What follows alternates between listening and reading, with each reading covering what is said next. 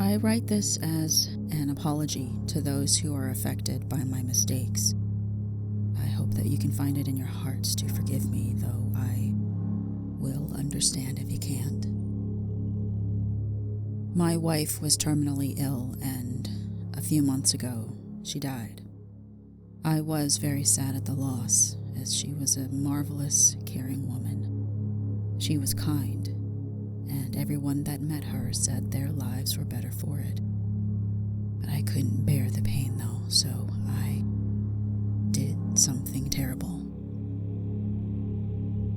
I will not tell you how I did it or how I learned to.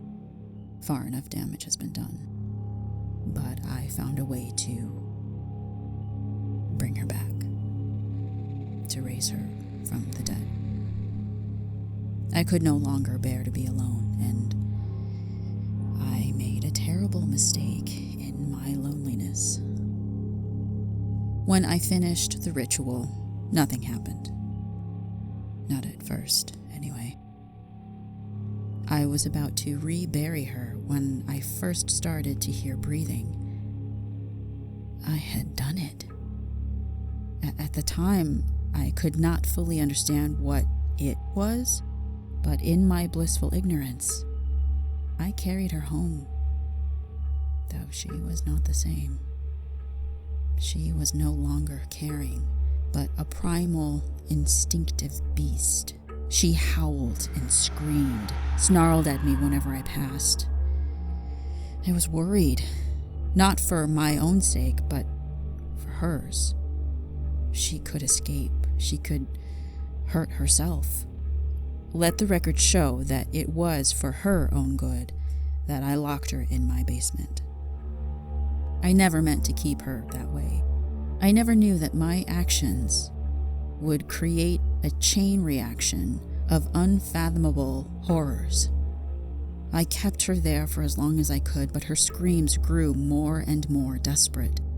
I was chilled to my very core by the screams of my betrothed, and before long, I stood on the rain-slicked precipice of insanity. I needed to do something, but I was not the only one to hear the screams. My neighbors began to show interest, eventually sneaking onto my estate to snoop around. I caught them in the act. As I had no explanation for what they may have seen, I attacked them. I didn't kill them, but they were unable to leave on their own accord, and as I feared the consequences of letting them go, I locked them in the basement with my wife. This was my second mistake. The first, of course, being that I raised her in the first place. That night, I knew the sound of crunching bone. Upon my awakening in the morning, I went down to check on the neighbors. One was gone.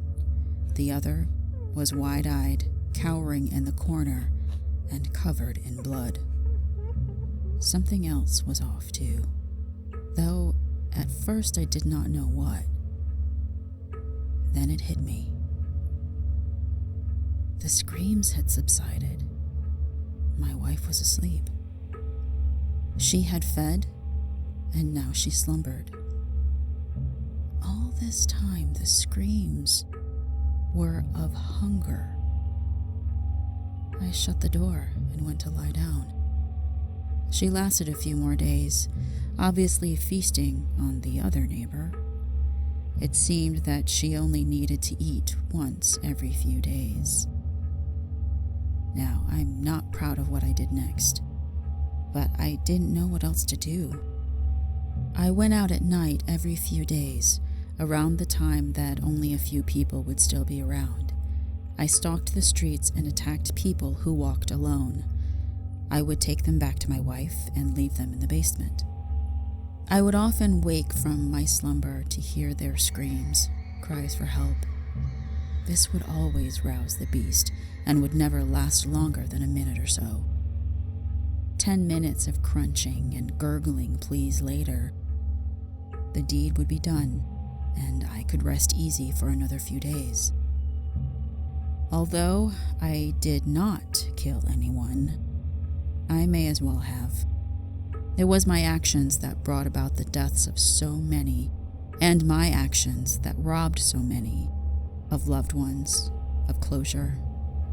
How many torn and bloodied rags did I have to burn? How many personal effects were destroyed by my hands? I lost track of the numbers, but surely even one is too high a number.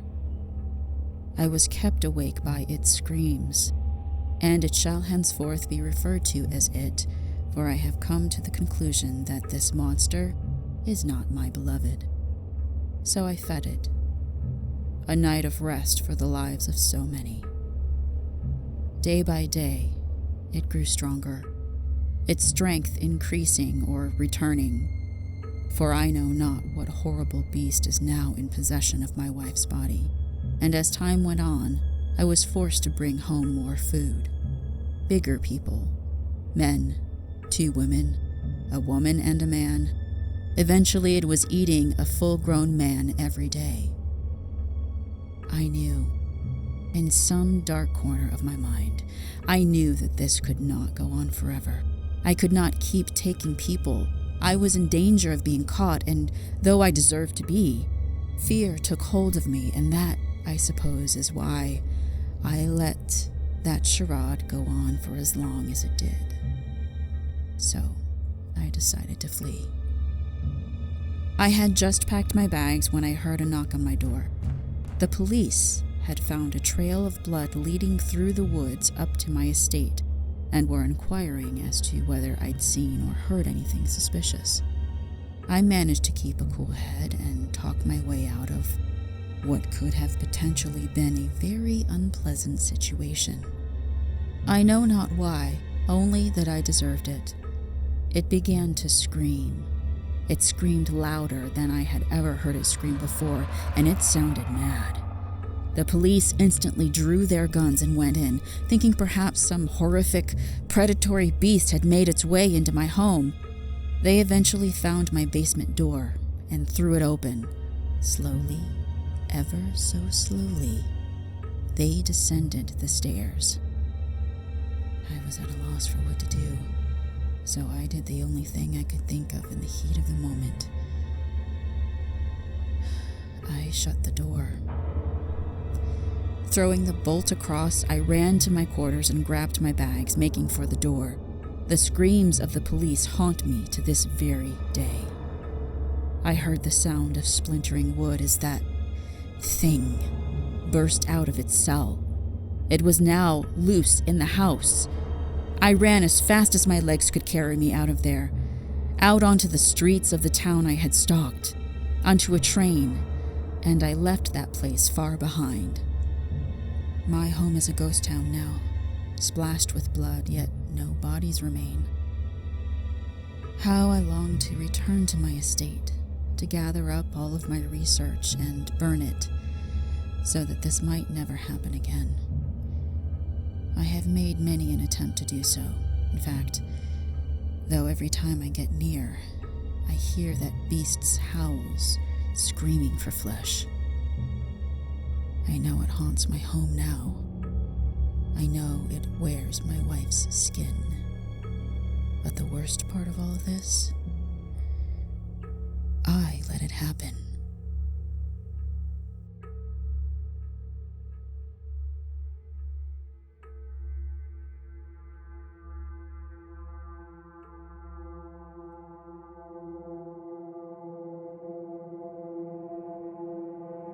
This has been What is Dead by Braden Powell. Narrated by Ann Hurd. Produced by Pathios Productions.